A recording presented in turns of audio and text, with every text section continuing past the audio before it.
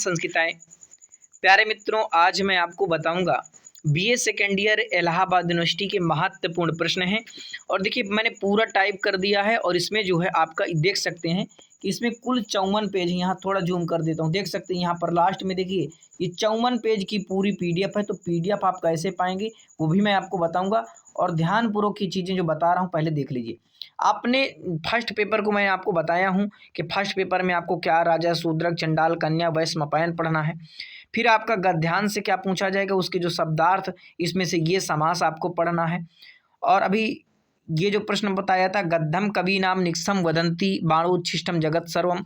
और देखिए second paper का दूसरा प्रश्न जो है उसमें क्या क्या पढ़ना है, और संधि जो पूछा जाता है साधनिका, उसमें आपको क्या क्या पढ़ना है। ये सारे प्रश्न मैं आपको लिख करके लाया हूँ। तो ये काफ़ी मेहनत करने के बाद टाइप किया गया है, इसलिए इसकी कदर करिएगा और जो भी आपके दोस्त हों उनके पास ज़रूर भेजिएगा, ताकि देखिए संस्कृत का मेरा उद्देश्य संस्कृत का अधिक से अधिक प्रचार प्रसार हो सके, इसलिए ये सब चीज़ें मैंने बनाया था। अब यहाँ पांचवा प्रश्न, मेघदूत से मेघदूत के 4 श्लोक मिलेंगे जिन पर एक की संस्कृत व्याख्या। अब संस्कृत व्याख्या में संदर्भ प्रसंग संस्कृत में लिखना है, तो वो कहाँ मिलेगा, इसी वीडियो में सब बता रहा हूँ कैसे आप चाहे स्क्रीनशॉट ले लीजिए, चाहे हाथ से लिख लीजिए, चाहे पीडीएफ ले लीजिए, जो भी आपका मन हो। लेखक कालिदास हैं, ठीक है। वेद उपनिषद से मैंने बताया था कि क्या क्या, ये सब आपने देखा था। अब देखिए मुझे यहाँ पर ये आप देख सकते हैं। अब ये जो सेकेंड पेपर देख सकते हैं, बीए सेकेंड ईयर, ये आपका पेपर है इम्पॉर्टेंट, मैं आपको बता रहा हूँ। तो देखिए पहला प्रश्न आपसे जो पूछा जाएगा, ये मैंने तो आपको बता दिया था, लेकिन अब जो टाइप करके जो बता रहा हूँ, जो टाइप करके मैंने बता रहा हूँ, तो इसको थोड़ा इसे बड़ा कर देते हैं। देखिए ये चीज़ आपको ध्यान रखना है। यहाँ पर देखेंगे तो देखिए फर्स्ट पेपर में आपको क्या है, फर्स्ट पेपर में तो सूक्तों का हिंदी अनुवाद आपसे पूछा जाएगा। 5 मंत्रों में से 3 आपको करने होंगे, यानी 5 मंत्र देगा, आपको 3 करने होंगे। अरे भाई देखो, ठीक है। तो ये आप समझिए, इसमें से केवल आपको 5 सूक्त तैयार करना है। विष्णु सूक्त हो गया, विश्वदेव सूक्त हो गया, वाग सूक्त हो गया, शिव संकल्प और हिरण्य गर्भ सूक्त हो गया। ये आपको सूक्त पढ़ना है, ठीक है। अब इसकी तैयारी कैसे करेंगे, तो देखिए जो भी आपकी वैदिक सूक्त संग्रह है उसकी लाइन बाय लाइन आपका हिंदी अनुवाद पढ़ी, यही सूक्त पढ़ी, यही आपकी परीक्षा में आ जाएंगे। जो कठिन शब्दार्थ हैं उनको आपको याद करना है, ठीक है। और जो उसकी व्याकरणात्मक टिप्पणी है वो आपको।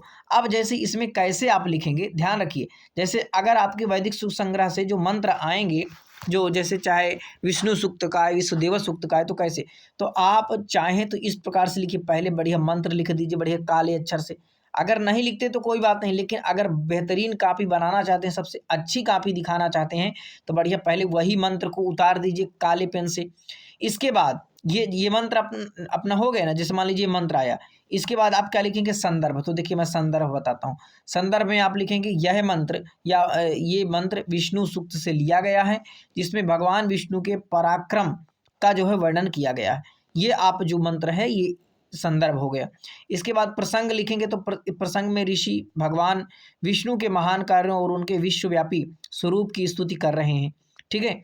अब ये आपका हिंदी अनुवाद हो जाएगा। तो ये आप जो है पूरा हिंदी अनुवाद उसमें कर दीजिए। व्याकरणात्मक टिप्पणी 5 में से 2 आपको करना है। तो कौन कौन सी इंपॉर्टेंट, देखिए इसमें हो सकता है कुछ गलतियां हो, क्योंकि ये संस्कृत में टाइप करने में कहीं ना कहीं गलतियां बिंदी विसर्ग की हो जाती, तो इसको थोड़ा देख लीजिए क्या है। कुछ मैंने बहुत जल्दी में देखा नहीं, तो हो सकता है कहीं ना कहीं, बाकी बहुत चीज़ें सही ही लिखी हुई हैं, ठीक है। तो ये आपको मैं बता रहा हूँ, इसे देख लेना एक बार। तो ये टिप्पणियाँ आपके लिए महत्वपूर्ण है। जैसे विममे हो गया, राष्ट्रीय हो गया, जैसे आपका वाक सूक्त का है, ठीक है, विममे हो गया, उर्गाय हो गया। तो ये जो है टिप्पणियाँ कुछ हैं। आप देखिए जो टिप्पणी आप किस प्रकार से ये वाली लिखेंगे, तो इसका लिखने के क्या तरीका, देखिए पहले आपको धातु बताना है, कौन सी धातु, फिर प्रत्यय, फिर लकार, और उसमें कौन सी विभक्ति है, रूप, एक वचन में है, बहुवचन आदि आप बताएंगे, द्विवचन में है। जैसे एक यहाँ पर है विचक्रमाण, तो इसका आप करेंगे तो इसमें धातु क्या है, क्रम हो गई, उपसर्ग क्या है, वी हो गया, लकार कौन सा है, लिट लकार हो गया। ये सारी चीज़ें इस प्रकार से पुरुष प्रथम वचन एक, इसका अर्थ है चलने वाला।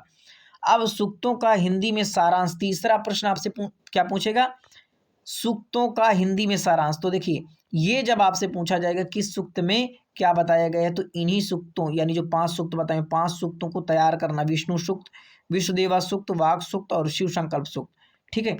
आप यहाँ पर देखेंगे फिर हर सूक्त की 5 से 6 लाइन आपको याद रखना बिल्कुल दिमाग में, ठीक है। और मुख्य जो भाव है उसको आप याद करे करे रहिए। ये वीडियो पूरा देखना ताकि आपको सही जानकारी मिल जाए, एक प्रश्न भी आपका नहीं बचेगा। अब यहाँ पर ये चीज़ें आपको लिख देना है। प्रश्न 4 नंबर में कठोपनिषद की व्याख्या आएगा, तो कठोपनिषद की जब व्याख्या आएगा तो उसमें 4 आपको श्लोक या मंत्र, जी मंत्र कह लो या श्लोक कह दो, बात ही की है, उनको आपको 2 श्लोकों की जो है व्याख्या करना है। इनको कैसे लिखेंगे भैया? तो देखो इनको इस प्रकार से लिखना है। पहले जैसे जो मंत्र है वो संदर्भ लिखेंगे, प्रसंग लिखेंगे, हिंदी व्याख्या करेंगे। श्लोक जैसे मान लीजिए श्रेयस प्रेयस वाला ये, तो आप पहले श्लोक संस्कृत में लिख सकते हैं, ठीक है, काले अक्षर से, बहुत अच्छा लगता है। इसके बाद देखिए संदर्भ लिखेंगे, यह है, अरे भाई देखो फिर क्या लिखेंगे, तो आप जो है इसके बाद यहाँ इसको ले लेते हैं हम। इसके बाद देखिए जैसे आप संदर्भ लेंगे, ठीक है, जैसे आप ये संदर्भ लेंगे तो संदर्भ में क्या बताएंगे, यह श्लोक जो है कठोपनिषद से लिया गया है, इसमें आत्मज्ञान और जीवन के श्रेष्ठ मार्ग का उपदेश दिया गया है। अब ये आपका जो है क्या है, ये आपका हो जाएगा, प्रसंग हो जाएगा। तो इस प्रकार से आपको लिखना है। और ये देखिए अब आपको ये जो है यहाँ पर प्रसंग दिया हुआ है। इस प्रसंग में यमराज और नचिकेता के संवाद के माध्यम से मनुष्य के जीवन में आने वाले मार्गों यानी श्रेय और प्रेय, इसके बारे में क्या है बताया गया है। यानी कि 2 मार्ग हैं, एक श्रेय मार्ग और एक प्रिय मार्ग। कल्याणकारी और प्रिय मार्ग प्रिय यानी सुखदायक देने वाला होता है, का विवेचन किया गया है, इसके बारे में विवेचन किया गया। अब हिंदी में व्याख्या करेंगे तो इस श्लोक में बताया गया है कि मनुष्य के सामने 2 प्रकार के मार्ग होते हैं। इस प्रकार से आपको लिखना है, एक श्रेय मार्ग होता है और एक प्रिय मार्ग होता है। श्रेय वह है जो मनुष्य के दीर्घकालीन कल्याण और मोक्ष का मार्ग होता है, जबकि प्रिय वह मार्ग है जो केवल तात्कालिक सुख प्रदान करता है, ठीक है। और बुद्धिमान व्यक्ति जो होता है धीर, इन दोनों में से भेद करके श्रेय मार्ग को चुनता है, क्योंकि वह उसके जीवन को श्रेष्ठ बनाता है। इसके विपरीत जो मूर्ख मंद व्यक्ति होता है, जिसके पास बुद्धि कम होती है, वो व्यक्ति योगक्षेम अर्थात अपने भौतिक सुख समृद्धि की चिंता में पढ़ करके प्रिय मार्ग को अपनाता है। मान लो अगर देखो अगर जो पढ़ने वाला जो मार्ग है, जब आप पढ़ाई करते हैं तो आपको मेहनत पड़ती है, थोड़ा प्रिय मार्ग हो जाएगा, वो श्रेय मार्ग हो जाएगा, इसमें कठिनता है। और प्रिय मार्ग क्या है, दारू गुटखा खा लेते हैं। इसमें देखिए बताया है कि मनुष्य को सारी संपदाएं मिल जाएं, ठीक है। मनुष्य को सदैव श्रेय मार्ग का चयन करना चाहिए। क्या करना चाहिए? श्रेय मार्ग का उसे चयन करना चाहिए, ठीक है। हमारे पास गाड़ी हो, बंगला हो, पैसा हो, इस तरह की जो प्रिय मार्ग हैं ये आपका प्रिय मार्ग में आ जाएगा। लेकिन हमें कौन सा मार्ग अपनाना चाहिए? श्रेय मार्ग, जो बाद में सुख देने वाला हो। अब देखिए कठोपनिषद में इसमें से आएगा आपका शब्दों की व्याकरणात्मक टिप्पणी। और 5वें प्रश्न में ध्यान रखना कि 3 वरों का रहस्य पूछ सकता है, और या तो पूछेगा आपसे प्रथम या द्वितीय वल्ली का सारांश लिखो, या अगर ये आप नहीं करते, इनको नहीं लिखते हैं, तो आप ध्यान रखना श्रेय और प्रिय क्या है, आशा प्रतीक्षा ये आपसे पूछा जाएगा, योगक्षेम पूछा जाएगा, इष्टा पूर्ति ये जो है आपसे पूछा जाएगा। अब देखिए संधि वाला है, संधि सूत्र लघु सिद्धांत का, तो कौमुदी में से 6 में से 2 सूत्र करने होंगे इसमें। अब देखिए जैसे कौन कौन से सूत्र आपके लिए इंपॉर्टेंट है, तो भैया इको यणचि पढ़ लो, एचो अयवायावह आदि गुणः, ये जो सूत्र हैं 3 सूत्र जो मैं आपको बताया हूँ, ये सूत्र वेरी वेरी इंपॉर्टेंट आपके सूत्र मान लीजिए, ये वेरी वेरी इंपॉर्टेंट सूत्र हैं। बाकी जो सूत्र मैं लिखा हूँ ये भी सूत्र आप, जैसे आकाशवर्ण दीर्घ हो गया, ये सारे सूत्र आप जो है जितने सूत्र दिया हूँ इनको एक बार आप पढ़ लीजिएगा। इसकी तैयारी में देखिए स्वर संधि के सभी भेद अच्छे से अगर पढ़ लेंगे तो आप संधि वाला प्रश्न आसानी से कर लेंगे। प्रश्न 7 में संधि विच्छेद साधानिका पूछे, जो दिए गए शब्दों का संधि विच्छेद करना है, उसमें आप संधि का नाम बताएंगे। देखिए साधानिका किस प्रकार से करेंगे, जैसे देवेशा हो गया, देवधन ईसा हो गया, मध्वरी मधुधन अरि हो गया, इस प्रकार से ये साधानिका होती है। और इसके बाद आप संधि का नाम बता देंगे कौन सी संधि है, ठीक है। तो ये हो गया। अब देखिए ये जो संधि में लिखा हूँ, जैसे देवेशा मध्वरी नायिका रामश्चिनोति, ये महत्वपूर्ण है, इन संधियों का अभ्यास जरूर कर लीजिए। तल्लयः तट्टिका ये जो है आपको मिलेगी। अब देखिए मैं आपको बता रहा हूँ मेघदूत का संदर्भ किस प्रकार से लिखेंगे, तो ये आपका संस्कृत साहित्य में महाकवि कालिदास द्वारा विरचित मेघदूत एक अमर काव्य है। यह संस्कृत के गीत काव्यों में प्रमुख स्थान रखता है और पूर्व मेघ तथा उत्तर मेघ इन दो खंडों में विभाजित है। कवि ने इस काव्य में गहरी भावनाओं का संचार करते हुए इसे अद्भुत काव्य सौंदर्य प्रदान किया है। ठीक है, ये आप क्या करेंगे, इस प्रकार से आपको जो है ये लिखना है। अब आगे देखेंगे, अब इसका देखिए संदर्भ लिखेंगे संस्कृत में।